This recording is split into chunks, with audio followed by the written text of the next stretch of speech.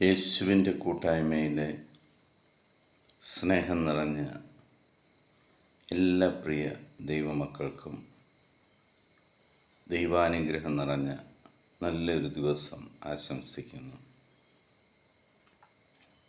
ഇന്ന് നമ്മൾ ശ്രവിക്കുന്ന തിരുവചന ഭാഗം സുഭാഷിതങ്ങളുടെ പുസ്തകം 3-ാം അധ്യായം 9-10 തിരുവചനങ്ങൾ. കർത്താവിന് നിന്റെ സമ്പത്ത് കൊണ്ടും നിന്റെ എല്ലാ ഉൽപ്പന്നങ്ങളുടെയും ആദ്യഫലങ്ങൾ കൊണ്ടും ബഹുമാനിക്കുക. അപ്പോൾ നിന്റെ ധാന്യപ്പുരകൾ സമൃദ്ധി കൊണ്ട് നിറയുകയും നിന്റെ ചക്കുകളിൽ വീഞ്ഞ് നിറഞ്ഞു കവിയുകയും ചെയ്യും. ദൈവത്തെ നിങ്ങളുടെ കയ്യിൽ ദൈവം തന്നിരിക്കുന്ന സമ്പത്ത് കൊണ്ട് ബഹുമാനിക്കാൻ തുടങ്ങിയാൽ ദൈവം നിങ്ങളെയും തിരിച്ച് ബഹുമാനിക്കും. നിങ്ങളെ സമൃദ്ധിയാൽ കർത്താവ് നിറയ്ക്കും. നിനക്കെന്തെല്ലാം ആവശ്യമുണ്ടോ അതെല്ലാം ദൈവം സമൃദ്ധമായിട്ട് നൽകും. കർത്താവിൻ്റെ മുന്നിൽ എളിമപ്പെട്ടുകൊണ്ട് ദൈവത്തിന് വേണ്ടി എന്തെല്ലാം നന്മ ചെയ്യുവാൻ നമ്മൾ ഇറങ്ങിയാലും ആ നന്മകൾക്കെല്ലാം ദൈവം പ്രതിഫലം തന്നിരിക്കും. അങ്ങനെ നീ സമ്പന്നനായി മാറും. സമൃദ്ധിയും സന്തോഷവും നിന്റെ കുടുംബത്തിൽ നിറയും.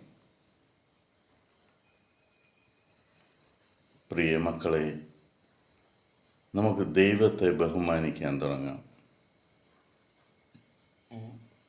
ദൈവനാമത്തിൽ നമുക്ക് ചുറ്റുമുള്ളവരോട് സഹാനുഭൂതിയോടെ നന്മ ചെയ്യുവാൻ തുടങ്ങാം. ലോകത്തെ അറിയിച്ചുകൊണ്ടല്ല, ദൈവവും നീയും മാത്രം അറിഞ്ഞുകൊണ്ട് നീ ആർക്ക് നന്മ ചെയ്യുന്നോ അവർക്ക് വേദന ഉണ്ടാകാത്ത രീതിയിൽ നീ അവരെ സഹായിക്കുമ്പോൾ അതിന് പ്രതിഫലം ദൈവം നിനക്ക് സമൃദ്ധിയായിട്ട് തരും.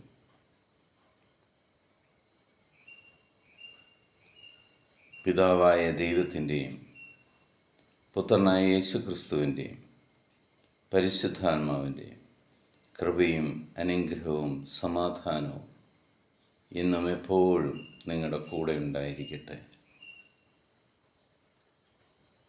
ഈ പ്രഭാതത്തിൽ ലോകസമാധാനത്തിനു വേണ്ടി നമുക്ക് പ്രാർത്ഥിക്കാം. ലോകത്തിലെ 830 കോടിയിലധികം വരുന്ന എല്ലാ മക്കളെയും ദൈവത്തിൻ്റെ തിരുഹൃദയത്തിലേക്ക് നമുക്ക് സമർപ്പിക്കാം. നമ്മുടെ മക്കളെ ദൈവത്തിൻ്റെ തിരുഹൃദയത്തിലേക്ക് സമർപ്പിക്കാം.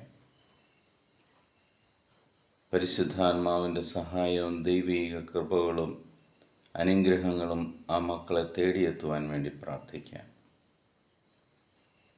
എൻ്റെ കർത്താവും രക്ഷകനും നാഥനും ദൈവവുമായ ജീവനുള്ള കർത്താവായ ഈ ലോകത്തിൻ്റെ സമാധാനപ്രിയനായ യേശുക്രിസ്തുവിൻ്റെ സമാധാനം സന്തോഷത്തോടുകൂടി ഞാൻ നിങ്ങൾക്ക് പങ്കുവയ്ക്കുന്നു.